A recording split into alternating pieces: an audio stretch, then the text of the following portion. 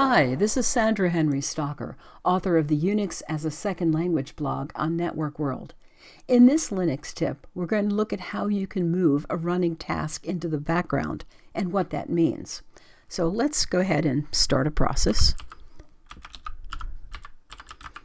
And now it's running in the foreground. It doesn't have any output, but you can see we're waiting for something else to happen. So it's running. Now, say we have something else we want to do, and instead of opening up another session, we want to do it right here. So we're going to go ahead and put this into the background by hold down Control, pressing Z.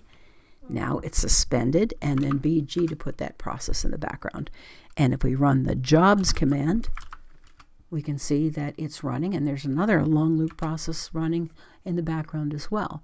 Now say we want to bring that process, which would be number 2, back to the foreground. We can do FG %2.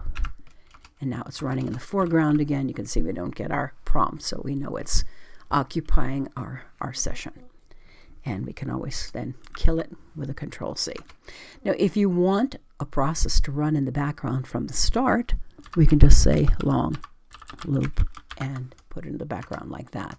And now if we say jobs again, we'll see we again have 2 long loops running in the background.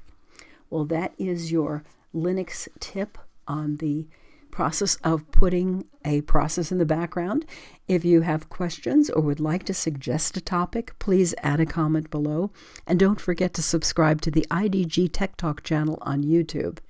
If you like this video, please hit the like and share buttons.